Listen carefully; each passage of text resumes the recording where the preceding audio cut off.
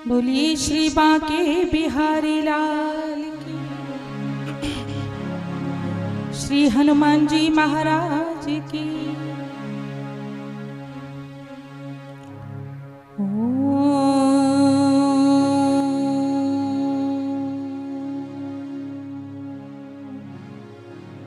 शांताकारं भुजगशयनं पद्मनाभं सुरेशं, विश्वाधारं गगनसदृशं मेघवर्णं शुभांगं।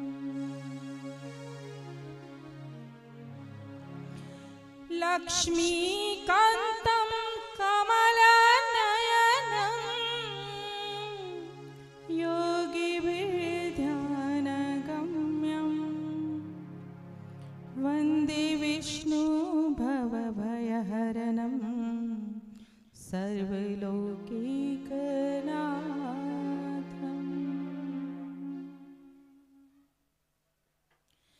जन्माद्यस्य यतोऽन्वयादितरचार्थेष्वभिज्ञस्वराट्, तेने ब्रह्महृदाय आदिकवये मुह्यन्ति यत्सूरयो।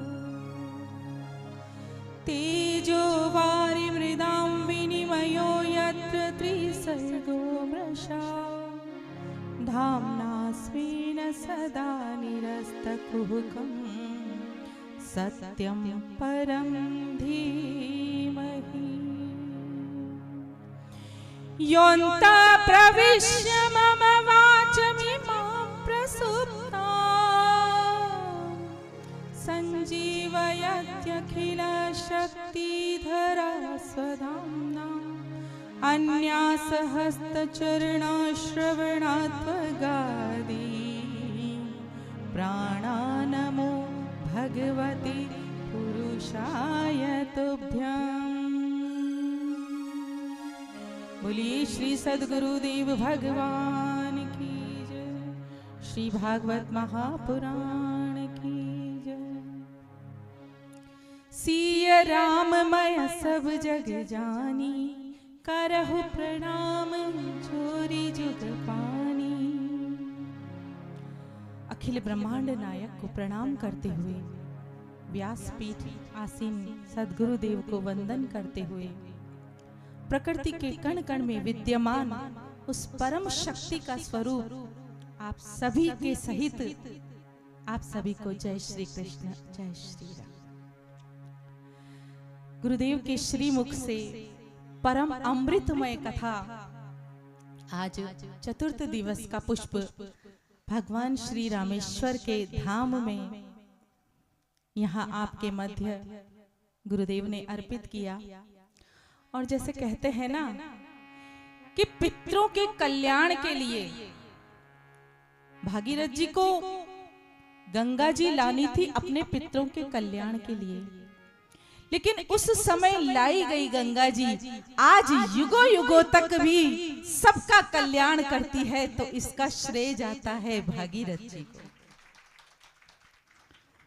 तो मैं इस बात से कहना चाहूंगी कि आज इस कथा का जो अमृत प्रवाह हो रहा है, जो त्रिवेणी संगम ज्ञान भक्ति और विवेक का, उस त्रिवेणी संगम को लाने वाले हमारे कथा जजमान बाबूजी साहब श्री प्रभुदयाल जी, सही बोला मैंने नाम, श्री प्रभुदयाल जी उपाध्याय जी, जो अपने पितरों का कल्याण अपने घर में गोपनीय गुप्त भागवत के माध्यम से भी कर सकते थे, लेकिन नहीं, उन्होंने इस हेतु से इस मंदिर को चुना, क्योंकि जो सज्जन होता है ना वो स्वयं का कल्याण पीछे करता है, पहले जो उसके साथ होता है उनका कल्याण पहले करता है। तो हम बहुत बहुत आभारी हैं बाबूजी साहब श्री प्रभुदयाल जी उपाध्याय जी के। सपरिवार ठाकुर जी आपको आनंद करे, क्योंकि भटके को राह दिखाना जीवन में सबसे बड़ा पुनीत काम है। आज संसार के लोग पथभ्रष्ट हो रहे हैं, और हमारी सनातन संस्कृति में तो कहा भी गया है, बहुत सीधी सी बात है, कोई बच्चा यदि बचपन में अपने पिता से बिछड़ जाए उसका पिता विदेश में रहता है, वो अपने पिता को कभी उसने देखा नहीं, और वो बच्चा अपनी माँ से तो ना पूछे कि माँ मेरे पिताजी का कोई चित्र आपके पास है, और हो क्या वो अपने मोहल्ले से भी ना पूछे, और कोटा का रहने वाला बच्चा जाकर के जयपुर में, अजमेर में जाकर के पूछे आपने हमारे पिताजी को देखा है, तो क्या जवाब मिलेगा? यही कहेगा ना, जो भी सुनेगा, भाई हमने तो आपके पिताजी को नहीं देखा। तो आज के समय में यही हो रहा है।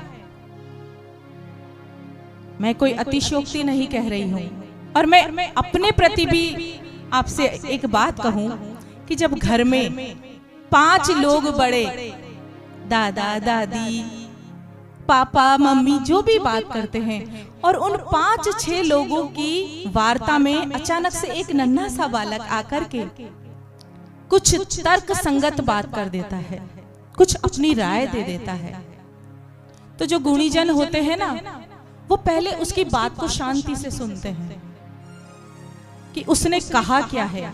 यदि उसकी बात नीतिगत है तो उस 5 वर्ष के बालक को भी वो 80 वर्ष के बाबा प्रधानता देते हैं। क्यों देते हैं? क्योंकि उस 5 वर्ष के बालक ने धर्मगत बात कही है, उस 5 वर्ष के बालक ने जीवन को सुधारने वाली बात कही है। तो श्री गुरुदेव की कृपा से, आपके कथा रूपी प्रसाद से जो भी मोती मुझे मिले हैं, मैं उस नन्हे बालक के ही समान आप सबके श्री चरणों में उस भाव का अभिवादन करती हूँ, अपने भाव को व्यक्त करती हूँ।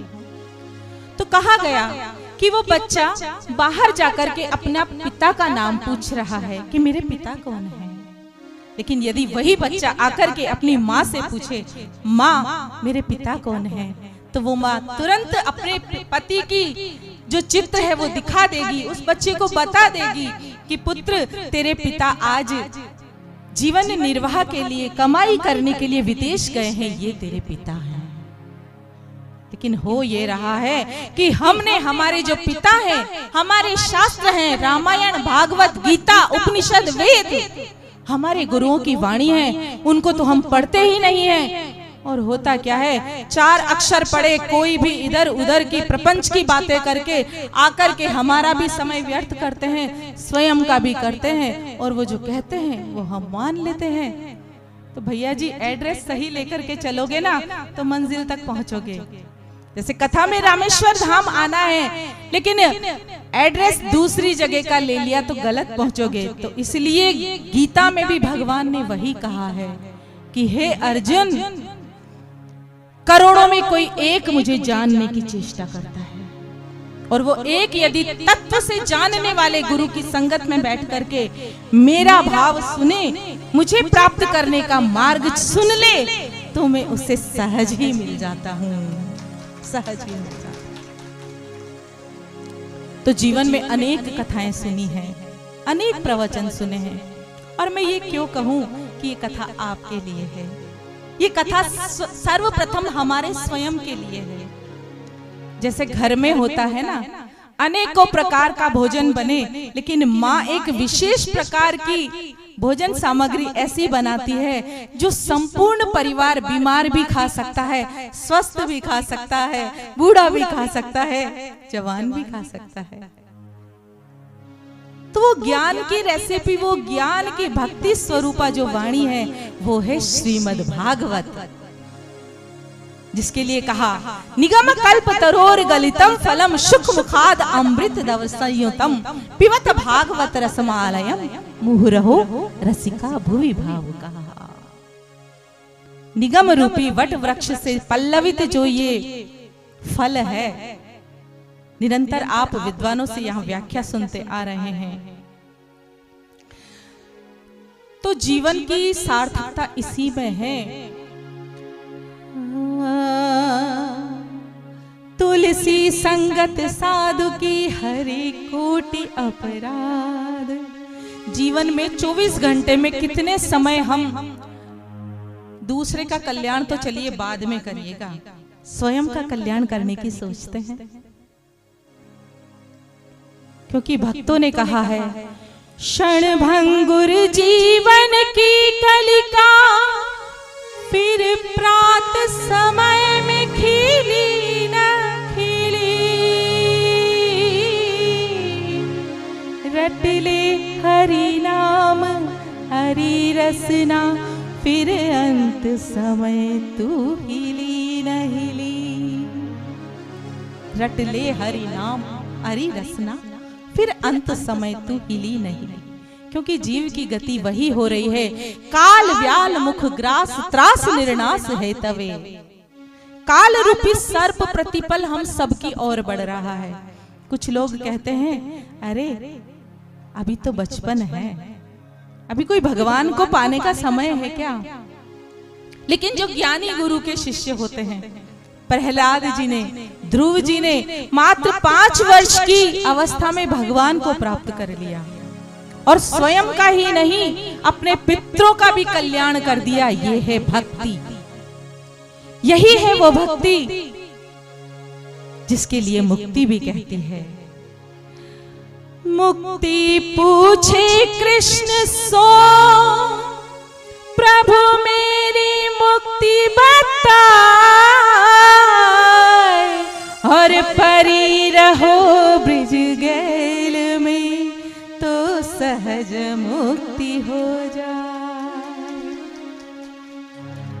परी रहो ब्रिज गैल में तो सहज मुक्ति हो जाए। तो सहज मुक्ति का साधन क्या है?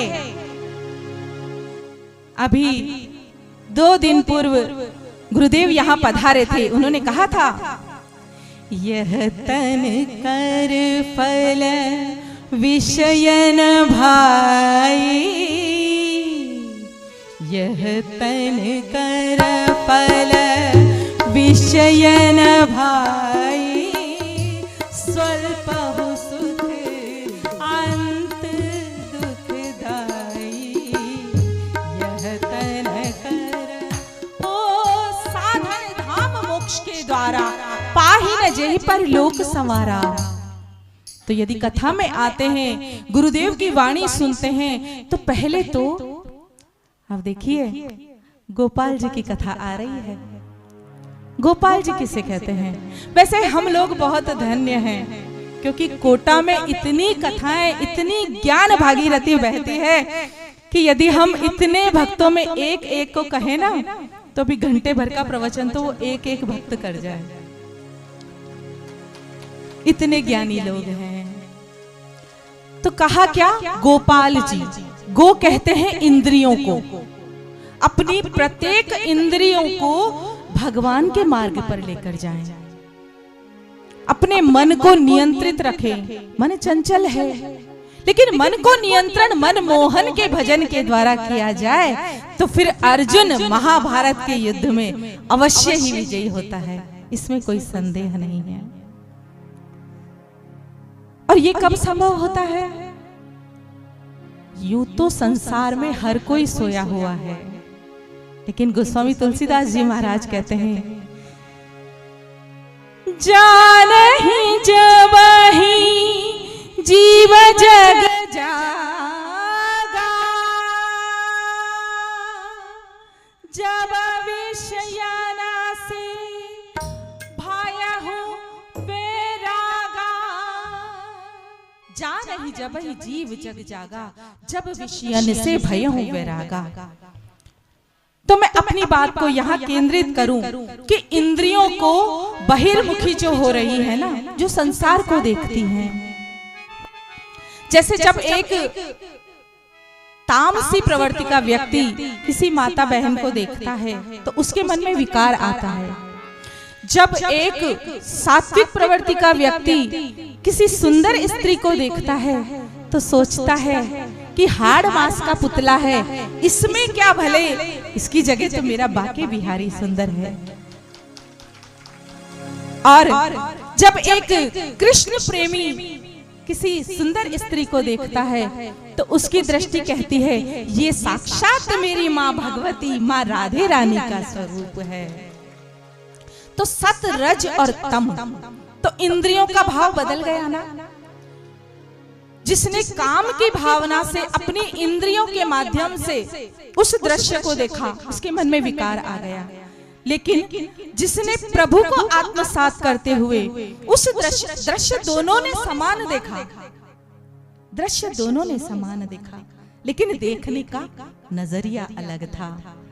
जब नजरों से नजरिया बदला तो नजारे बदल गए। तो भगवान को मन में बैठाएंगे ना तो फिर वही होगा। क्या? कर से कर्म करहि विधि नाना, मन राखहि जह कृपा निधाना। कर से कर्म करहि विधि नाना, मन राखहि जह कृपा निधाना। कर से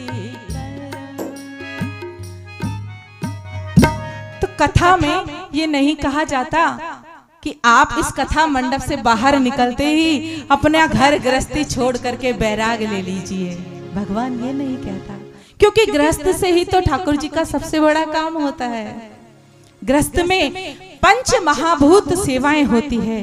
गृहस्थ में नियमित रूप से भगवान का जप। देखिए कितना सुंदर गृहस्थ है बाबूजी साहब प्रभु दयाल जी उपाध्याय का। उनके गृहस्थ के माध्यम से ही तो आज श्रीमद् भागवत ज्ञान गंगा प्रकट हुई है। एक छोटा सा दृष्टांत मैं कहूंगी, उसके बाद गुरुदेव आगे की कथा का वर्णन करेंगे। एक छोटा सा दृष्टांत है कि बच्चा अपनी माँ पर बहुत विश्वास करता है। माँ उसे कभी धोखा नहीं देती, कभी धोखा नहीं देती। इसीलिए भगवान ने भी कहा, जिमी बालक राखई महतारी, कि मैं अपने भक्तों की उस प्रकार से सुरक्षा करता हूं जैसे माँ अपने बच्चे की करती है। देखिए छोटे से लड्डू गोपाल जी आ गए। बोलो बाल कृष्ण लाल की। तो जिमी बालक राखई महतारी,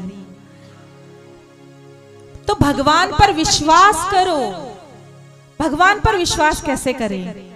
एक व्यक्ति था, उसकी पत्नी बहुत ज्यादा बीमार थी। अब वो सोच रहा था कि मैं किससे मदद लूं, किससे मदद लूं, लेकिन किसी ज्ञानी गुरु का शिष्य था और संकट में घिरा हुआ था, लेकिन फिर भी उसे याद था, हरि संकट में ही सहाय, मत कोई अचरज मानिए, हरि संकट में ही सहाय। उसे याद था, पहले केश खिंचाए के फिर बढ़ायो चीर। उसे याद था द्रौपदी का चीर बढ़ाने वाले कौन हैं। उस भक्त को याद था कि कौन उस लोहे के खंबे में से प्रकट होकर के नरसिंह को मारकर भक्त प्रहलाद को अपनी गोद में बैठा करके प्यार करने में सक्षम है। उसे याद था, उसे याद था कि उस सरोवर में उस गजेंद्र के पास कौन सी षोडश पूजन सामग्री थी, लेकिन फिर भी जब उसने कहा स्वयं प्रकाशाय नमस्करोमि, हे स्वयं प्रकाश मैं आपको प्रणाम करता हूँ, और साक्षात भगवान उसके समक्ष प्रकट हो गए और सुदर्शन चक्र से ग्राह का मस्तक काट दिया। उसे याद था। तो ये कथाएं हमें प्रेरणा देती है। तो उसने संसार के आगे प्रयास किया कि किसी न किसी प्रकार से मेरे कष्ट का निवारण हो जाए, लेकिन नहीं हुआ। तो वो भाई गया मंदिर में और जाकर के भगवान के आगे निज दुख सुख सब गुरु ही सुनायो, भगवान के आगे वर्णन करने लगा। उसी समय क्या हुआ, एक सेठ जी वहां से जा रहे थे, रात के 12 बजे हुए थे, और सेठ जी की गाड़ी अचानक से उस मंदिर के दरवाजे पर पंचर हो गई। सेठ जी भी कोई भगवान के भक्त थे। सेठ जी ने सोचा रात के 12 बज रहे हैं, चलो क्यों ना आज रात्रि विश्राम इस मंदिर में ही कर लिया जाए।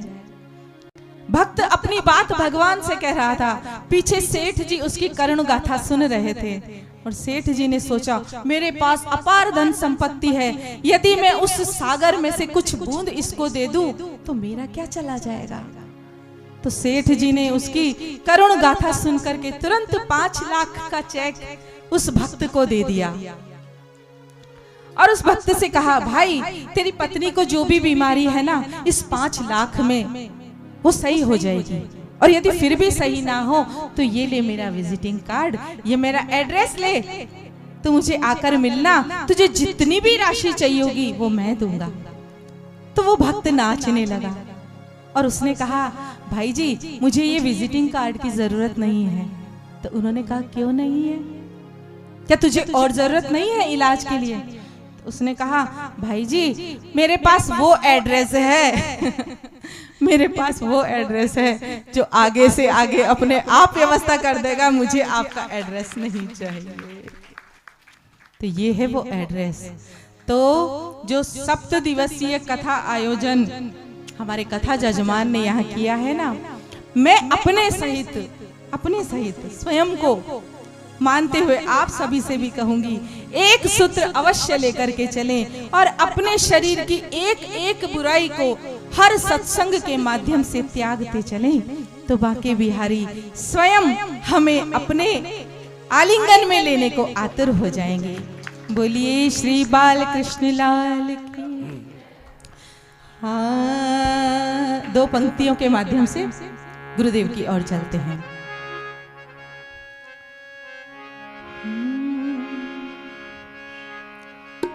हो बाके बिहारी से, हो कृष्ण मुरारी से, लड़ गई मोरी अखियाँ कुंज बिहारी से।